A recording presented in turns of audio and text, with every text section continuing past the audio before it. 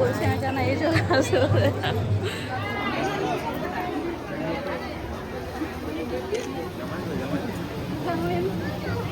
এই সত্যি তিন হয়ে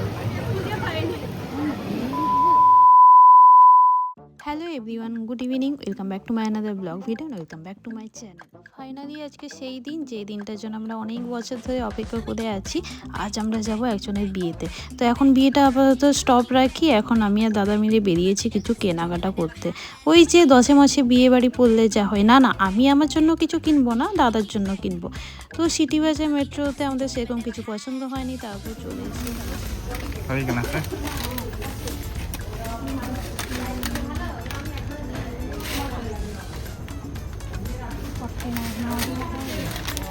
আমরা এসেছিলাম দাদার জন্য আউটফিট দেখতে, বাট এখানে কালেকশন একদমই কিন্তু বোরিং, একটাও কিছু পছন্দ হয়নি। এরপর আমরা আবার ট্রেন্ডসে গেছিলাম, সেটা ভিডিও করা হয়নি তার কারণ সেখানে আমাদের এক তো কালেকশন পছন্দ হয়নি, আর সেখানে বাজেটটা ভীষণ হাই ছিল।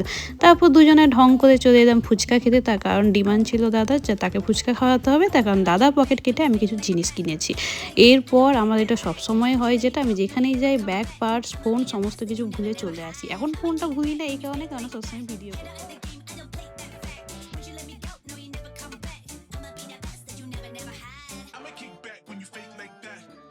7:36 বেজে গেছে, মানে পিএম। এখনো চান করিনি, সাথে এখনো রেডিও হয়নি, আবার মেকআপ করবো যেহেতু বিয়ে বাড়ি যাবো। কিন্তু এখনো অবধি আমি কনফিউজড আছি আমি কী পরবো। এই 3টে শাড়ি বের করেছি, এই 3টের মধ্যে কিছু একটা আমাকে চুজ করতে হবে। বাট দাদা আমাকে সাজেস্ট করে গেছে এটা ব্ল্যাক। মেবি আমার যা মনে হয় সে যেহেতু ব্ল্যাক পরছে, জানি না তার ডিসিশন আবার চেঞ্জ হবে কি না, কিন্তু আপাতত ডিসিশন নিয়েছে ব্ল্যাক। তো সেই জন্য আমাকে বলেছে ব্ল্যাক পরতে। বাট ব্ল্যাক এটা পরতে ইচ্ছে করছে, বাট কি আমি এখন জানি না। আর এই শাড়িটা অনেক ছবি আছে, কেন আমার একটা পোর্টফোলিও শ্যুট হয়েছিল যেখানে আমি এই শাড়িটা পরেছিলাম। অ্যান্ড লাস্ট হচ্ছে এটা আমি একবারই পরেছি, বাট I don't know, এখনো ঠিক করতে পারছি না। আগে ঝটফট করে আগে চানটা সেরে নিই, তারপর যা হবে দেখা যাবে। বাবা মা চলে এসছে, চলো এরপর আমরা সবাই মিলে যাব বিয়ে বাড়ি। এবার আর সাসপেন্স রাখছি না, কোথায় যাচ্ছি সেটাও বলে দিচ্ছি। ঝাড়গ্রামের মধ্যে খুব একটা দূরে নয়, যেহেতু আমি মেকআপ করবো আর খুব সুন্দর করে সাজুগুজু করবো, তাই আমি তাদেরকে বলেছিলাম তোরা গাড়ি নিয়ে আসবি, আমি গাড়িতেই যাবো, নাহলে কিন্তু আমি যাবো না। তো সেই কারণে এনেছিল। আর হচ্ছে এই ছিল আমার সিম্পলস একটা লুক। জানি এটা হচ্ছে কিছু মানুষের কাছে সিম্পল থাকলেও আমার কাছে কিন্তু মোটেও সিম্পল নয়, তার কারণ এটা আমার একটা ড্রিম লুক ছিল যে আমি কোনো এক বিয়ে বাড়িতে না, এই বিয়েতেই আমি এইভাবেই সেজে যাব। তো চলো এবার আমি বলি যে আমরা কোথায় এসেছি অ্যান্ড কার বিয়েতে এসেছি। আমরা এসেছিলাম ঝাড়গ্রামের মধ্যেই একটা লোকেশনে। তো কার বিয়ে, সে হচ্ছে আমার খুবই কাছের একটা মানুষ। তো কাছের বলছি এই কারণেই, তার কারণ হচ্ছে সে আমার শিক্ষক, আমার গুরুজন, মানে আমাকে একসময় টিউশন পড়াতো। তো আমাকে 3 বছর ধরে টিউশন পড়িয়েছিল। আর 3 বছরে আমার তো উন্নত হয়নি, কিন্তু হচ্ছে স্যারের উন্নত হয়ে গেছে। তো যাই হোক, আমরা অনেকদিন ধরে অপেক্ষা করেছিলাম, সবসময় তাকে বলতাম কবে বিয়ে করবে, আমরা তোমার বিয়ে খাবো। তো ফাইনালি আজকে সেই দিনটা, বিয়ে যদিও হয়ে গেছে 14 ফেব্রুয়ারি।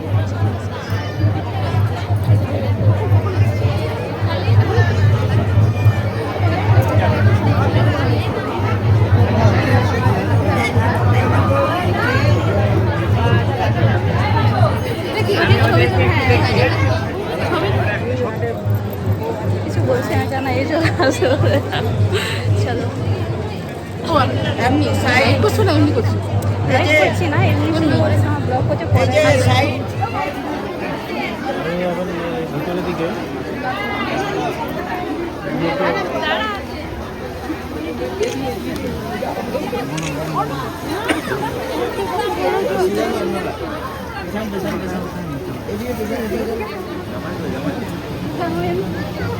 এই সত্যি তিন হয়ে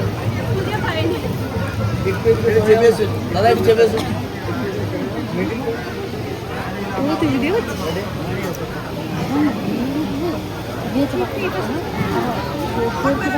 হ্যাঁ বেরোবো এরপর আরো দিয়ে না।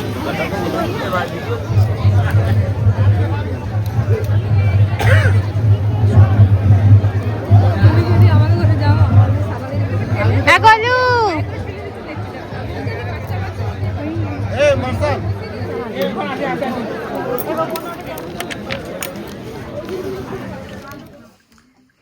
12:31 বাজে, হ্যাঁ 31 বাজে। জাস্ট কিছুক্ষণ আগে বাড়ি ঢুকলাম। আর যাওয়ার সময় এত তাড়াহুড়ো করে গেছি কেন আমার মানে হেয়ার স্টাইলটা আমি কালভাবে করবো ডিসাইড করেছিলাম, বাট হয়নি। তো যাই হোক, আমি ফার্স্ট টাইম নিজে ইন্দো ওয়েস্টার্ন ড্রেস ট্রাই করেছি, মানে সরি শাড়ি ড্রাপিং। তো কেমন হয়েছে এই কমেন্ট সেকশনে অবশ্যই জানিয়ে দিও। আর সব থেকে বড় কাজ হচ্ছে এই পিটাটাকে এখন গুছানো, প্লাস বেডশিট চেঞ্জ করা। আমার তো মনে হচ্ছে আমি এমনি ঘুমিয়ে যাই, থাক সব কিছু মেকআপ আবার তুলতে হবে। প্লাস